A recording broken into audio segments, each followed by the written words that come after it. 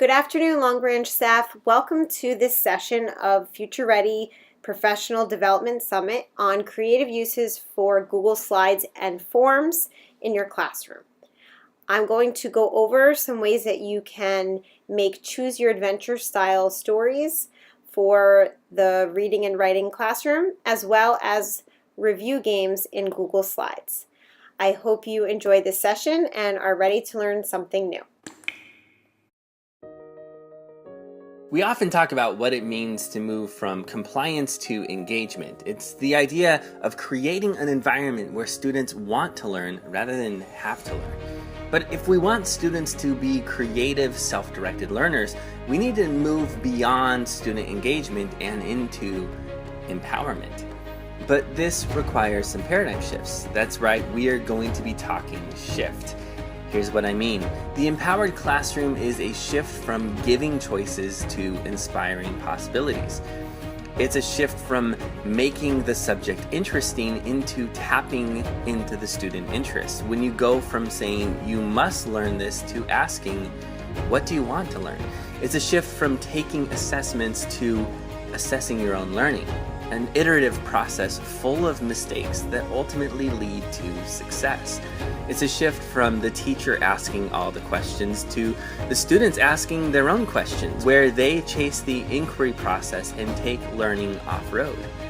It's a shift from uncritical consuming to critical consuming and creating. Here students move from critical consuming to inspiration to creativity, where they use the design process to launch their work to the world. It's a shift from differentiating instruction to personalizing learning. And it's a shift from rigid to adjustable systems so that students own the process. They can set their own pace, choose their own formats, and decide what resources they want to use to accomplish their goals. It's a shift in mindset from compliance to self-direction. In other words, it's a shift towards student ownership. And when that happens, our students become the creative, critical thinkers who change the world. One way to empower student learning is by connecting with student interests. Choose your adventure style stories is one example of how students can be engaged while learning in the reading and writing classroom. Choose your adventure movies are a big hit on Netflix and becoming more and more popular with kids and adults of all ages. Take a look at this video of how Netflix is empowering student ownership by creating Choose Your Adventure movies. Binge watching is getting more interactive. Netflix is adding choose your own adventure style videos. The first take on this interactive story is going to be targeted to kids. It's called Puss in Book, starring the Puss in Boots character from DreamWorks' Shrek universe. As you go through the story, you have to decide which path your character follows, and the storyline will branch off in different directions depending on what you choose. There are 13 choices to make in the Puss in Boots story, but in the end it comes down to 2 different endings. Netflix will have another interactive story next month on July 14th. That one is called Buddy Thunderstruck. And there's a Stretch Armstrong story planned for next year. But not every device can play these interactive stories. It will not work on Apple TV, Chromecast, and it won't work on any Android device, at least not yet. It should work on some smart TVs and on iPhones and iPads. This is not the first time someone has mashed the choose your own adventure concept with video. YouTube creators have put their own twist on interactive stories for a few years now. People can create buttons that link out to other videos to hash together a similar experience. This technology is also coming to the movie theater. A film called Lake Shift is a 90-minute movie making its US premiere in Los Angeles next month, where the audience has 3 seconds to make a choice using their phones. Filmmakers had to create a total of 4 hours of content for all the different possible storylines. I'm Bridget Carey, and you can see what tech adventure awaits you by clicking around cnet.com. Once I created a Choose Your Adventure Google slideshow for my students, I let a small group of girls work together and have fun while they selected the direction of the story of the 2 goats. Begin fighting about who should cross first. As they fight mindlessly, the bridge starts to give in. Okay, which one do you think should happen? both goats begin to fall, or all of a sudden something unexpected happens? All of a sudden, what if someone comes and get them? Okay, Yeah. So all of a sudden something. Okay. Go. Both goats were certain this way it. Were certain this was it. They would bump to the bottom. They closed their eyes tightly. Then suddenly something unexpected happened. Out of nowhere, an eagle was swishing by and grabbed both goats with his claws. What do you think? The eagle carried the goats to safety, or the eagle realized the weight of the two goats and lost control? Well, eagle can't Carry both of them up because of their weight. So maybe we should do this one. Okay. As they fell into the water, a fisherman was crossing at the exact moment. The goats splashed and spluttered in the water and yelled, "Help us, please!" Swimming was not their strong point, and they knew if they didn't get some help, they would go under and fast.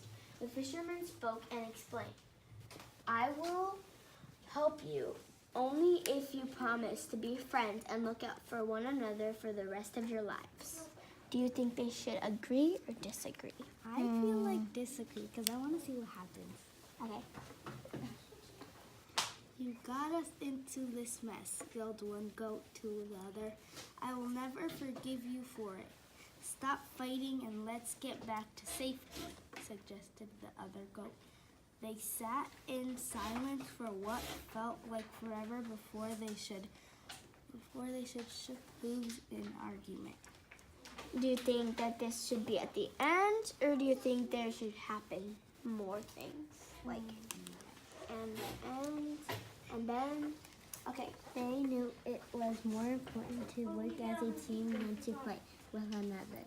Here are the step-by-step basic instructions that you need to know in order to create your own Choose Your Adventure style story in Google Slides. Hi everyone, this is Lori DeMuro and I am doing a follow-up video of how to create a Choose Your Adventure story on Google Slides.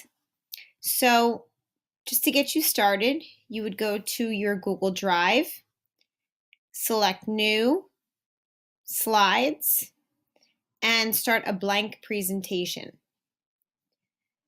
I have a short one started here, and you want to be sure that your first page is a title page because you are creating a story. From there, you want to add multiple slides in your presentation, and you would do that just by hitting the plus sign right here in the corner. So I'm just going to move up my second slide. I have a little story starter that I'm using.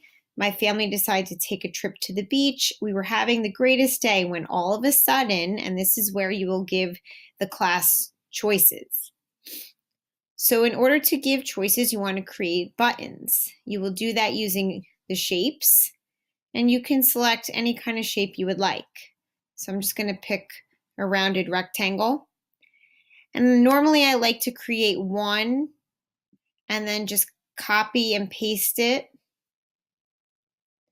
So they're the exact size and shape that I'm looking for. And then you could place them anywhere you would like on your slide.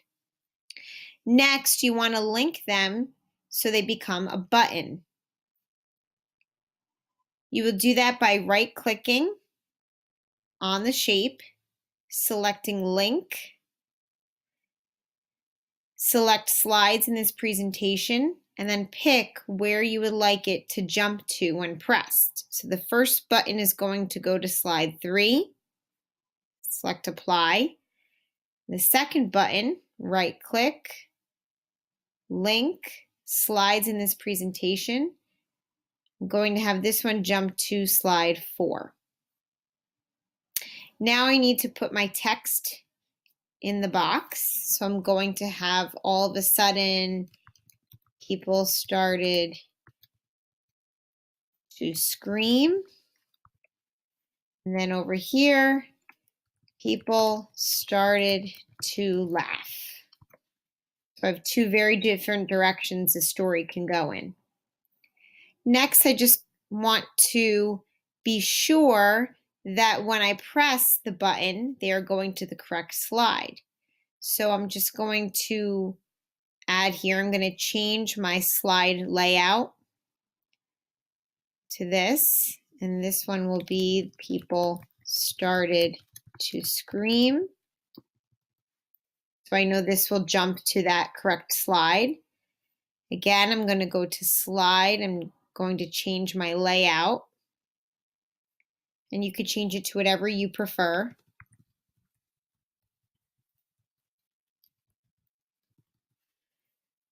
Okay. So now to be sure that your buttons are working properly, you will click present.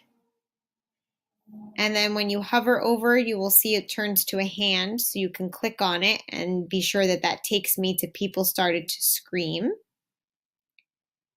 And then I'm going to click this one to make sure this takes me to people started to laugh. So now I know that my buttons are working properly and they are correctly linked. And you will continue this process throughout the rest of the story, giving the choices of where the story will go. If Choose Your Adventure style stories are not appropriate for your content area in the classroom, another idea is to create a Google Slideshow review game activity. You will follow the same steps in creating the buttons, however, there's a little twist on how the game will be created. Here's an example of using a Google Slideshow review game in the classroom as a whole class activity. Varied means one of a kind. Not one of a kind. Varied means different. A variety. Variation.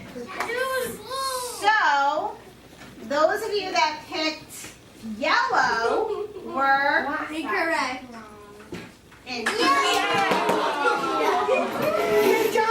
So those teams avoided. Let's see. Which sentence uses the word avoided correctly? I avoided an argument by staying away from my sister while she was mad. The man avoided the car by walking up to it in the parking lot. Talk with your team. Red or blue?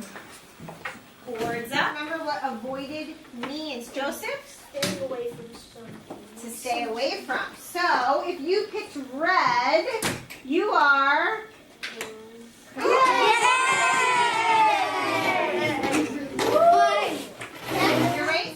Hi everyone, I just wanted to go over another option of what you can do in Google Slides.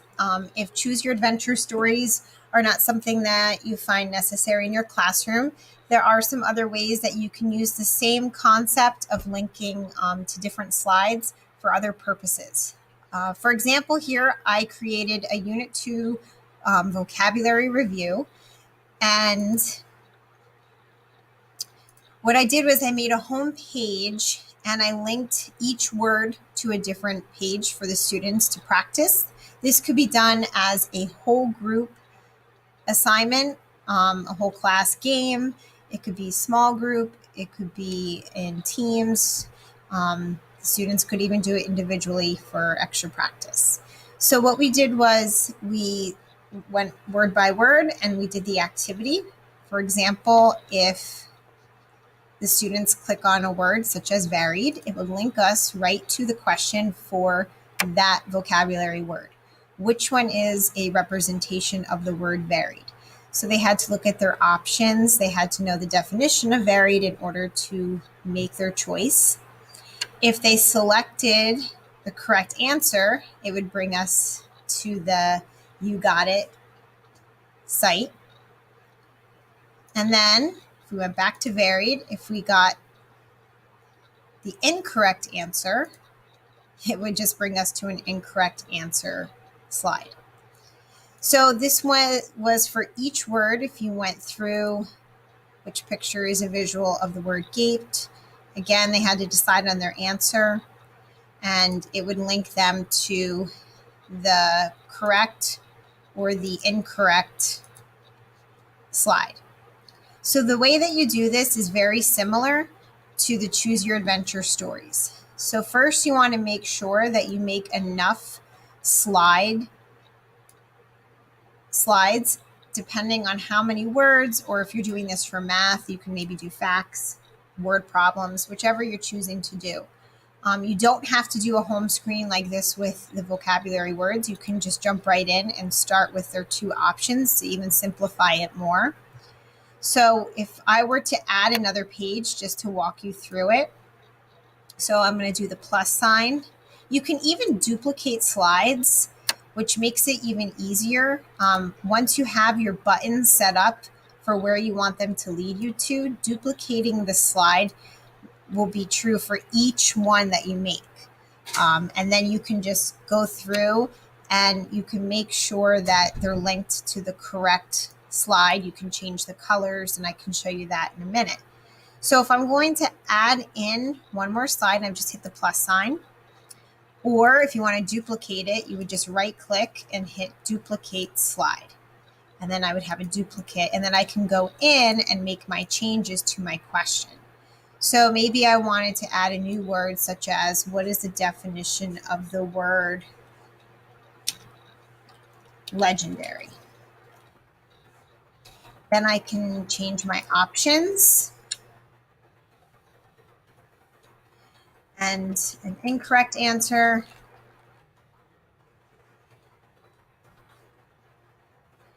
And then a correct answer.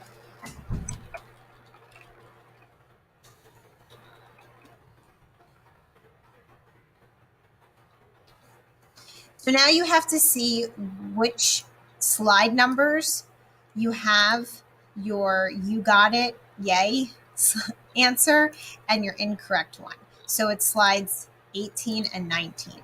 So now I would have to link the buttons to the appropriate slide. So the you got it is the correct one. So that's slide 18. So I'm going to right click. I'm going to go to link. Then I'm going to click on slides in this presentation. And unfortunately, it's at the very bottom here. But if you scroll down all the way until you find slide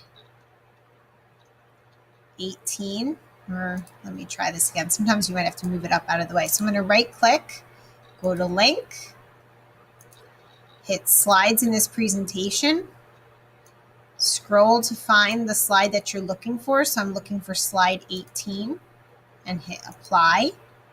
And I'm going to move my button back. And then if I want to change the color, just go to fill color, and then I can change it to whichever. And then this is the incorrect answer. So I'm going to make sure you click on it to highlight it. Right click, link. Then you're going to go to slides in this presentation. So the incorrect one needs to lead me to slide 19. So I'm going to click on slide 19 and click apply.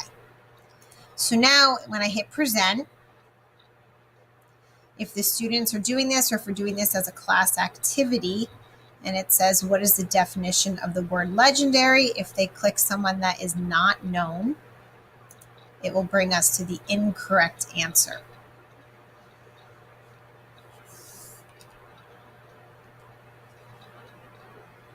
I apologize. And then go back to present. What is the definition of the word legendary? If they click on a well-known person in history, it will bring us to the correct one. And then this will bring us to the return to home screen. And I would have to add a new button here for legendary as well. So that's how you can simply create buttons to lead you to the correct or incorrect screens. This, again, doesn't only have to be used for vocabulary. It can be used for anything. And with the pictures, I simply just did an insert, and I went to image, and then I searched on the web for a GIF that would give me something to celebrate and then something to show that I got it incorrect, just for fun. And of course, this could be anything that you would like. So hopefully this helped you and gave you another idea of how you can use slides in a creative way in your classroom. Thank you. This concludes this PD session on Google Slides. I hope you walked away with some new ideas. You can click the link below to access my Google site with all content from this session. Thank you.